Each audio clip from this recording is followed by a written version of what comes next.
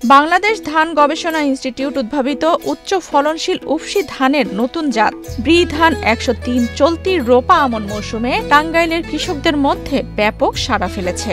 উচ্চ ফলন, স্বল্প জীবনকাল এবং চিকন চালের বৈশিষ্ট্যের কারণে এই জাতটি দেশের খাদ্য নিরাপত্তা নিশ্চিত করা ও ক্রমবর্ধমান জনসংখ্যার খাদ্য চাহিদা পূরণে গুরুত্বপূর্ণ ভূমিকা রাখতে পারে বলে মনে করছেন কৃষকরা। জনসংখ্যা বৃদ্ধির সঙ্গে তাল মিলিয়ে খাদ্য চাহিদা পূরণে জমির উৎপাদন বাড়ানোর বিকল্প নেই।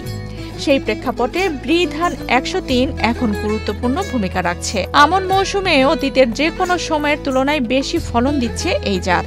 নতুন জাত হওয়ায় এখনও সাধারণ কৃষকদের মধ্যে ব্যাপকভাবে ছড়িয়ে পড়েনি।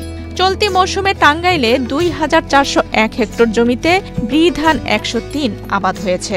জেলার দেলদুয়ার উপজেলায় এবারই প্রথম এই ধানের আবাদ হয়। আশাতীত ফলনে কৃষকদের মধ্যে নতুন আশার সঞ্চার হয়েছে। অন্যান্য ধানের তুলনায় প্রায় দ্বিগুণ ফলন পাচ্ছেন বলে জানিয়েছেন তারা। আমি আগে আমার জমিতে বিধান আপনার DR11 আবাদ করতাম। ওটার রোগবালাই অনেক বেশি, আমরা ফলন ভালো পাই নাই। তো আমরা কৃষি অফিসারের মাধ্যমে বিধান ১০৩-এর খবর পেয়ে আমরা এখন ওই ধানটা আবাদ করতেছি। এটার ফলনও বেশি এবং জীবনকাল কম, ধানের রোগবালাই কম। আমরা এটা বুনে কেটে শস্যের আবাদ করতে পারবো, এই জন্য আমরা এই ধানটা আবাদ করতেছি এবং আমরা অনেক সুন্দর এবং চমৎকার ফসল হয়েছে। বর্তমানে আমরা নতুন এই ১০০ আবাদ করতেছি। এটা বর্তমানে যে অবস্থা আমরা দেখতেছি তাতে এটা ফলন ভালো। আমরা যেহেতু মারাই এখনো করি নাই, যদি মারাই করি তাহলে বোঝা যাবে যে আসলে বিঘাতে কত মন ধান আসে। আগে অনেক জাত বুনছি, তাতে বিঘায় ৭-৮ মণ ধান পাইতাম। আর ১০৩ ধান আমরা জাত বুনছি, অনেক ফলমান হচ্ছে। আমরা এখনো কাটি নাই। কৃষকগ আমরা এই ১০৩ জাত বেচন আমরা সবাই দিব। এই ধানটা বললে লাভবান হব কৃষকরা। স্বল্প জীবনকাল ও রোগবালাই কম হওয়ায় একই জমিতে বছরে ২টি ধান সহ ৩টি ফসল আবাদ করা সম্ভব হবে বলে জানিয়েছেন কৃষকরা। এই জাতের চাল লম্বা ও চিকন হওয়ায় তা রপ্তানিযোগ্য এবং কৃষকেরা বাজারে ভালো দাম পাবেন বলেও তাদের ধারণা। আগামীতে অনেকেই এই জাতের ধানের আবাদ বাড়ানোর পরিকল্পনা করছেন। আমি এর আগে যে ধান আবাদ করতাম বিঘায় ৮-১০ মণ ধান হইতো। এখন এই আমার প্রতিবেশী ১০৩ নাম্বার ধান আবাদ করছে। এটা মনে হয় সুন্দর দেখা যাইতেছে। তাতে আনুমানিক ২০-২২ মণ ধান হবে আশা করি। আগামীতে আমরা এই বেসনগুলো নিয়ে আমার নিজেও আবাদ করব। আগে যে আমরা আবাদ করতাম ওটার ছিল অনেক উন্নত মানের ধান। এটা আমরা আগে মনে করেন যে বিঘায় ৮-১০ মণ ধান পাইতাম।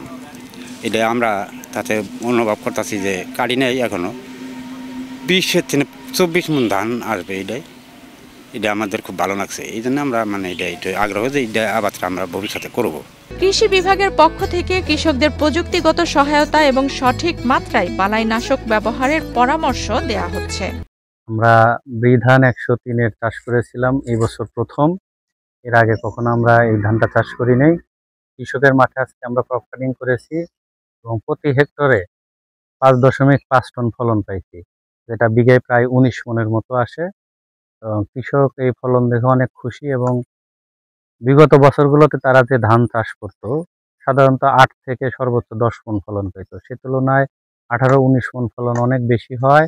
অনেক কৃষক আমাদের এখানে উপস্থিত হয়েছে যারা আগামীতে এই ধান চাষ করবে। আমরা বীজ সংরক্ষণের ব্যবস্থা করব কৃষকদের এবং এই ধানটা যেন ছড়াই যেতে পারে, কৃষি বিভাগের পক্ষ থেকে আমরা পদক্ষেপ নেব। ব্রি ধান ১০৩ নিঃসন্দেহে বাংলাদেশের কৃষি খাতে নতুন সম্ভাবনার দ্বার খুলে দিয়েছে। দেশের বিপুল জনসংখ্যার খাদ্য চাহিদা পূরণ এবং কৃষকের জীবনযাত্রার মান উন্নয়নে এই জাতটি বড় ভূমিকা রাখতে পারে।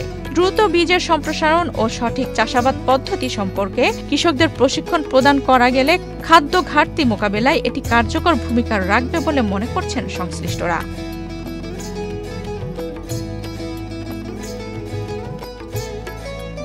আফসানা রিপা, বাংলাদেশ প্রতিদিন।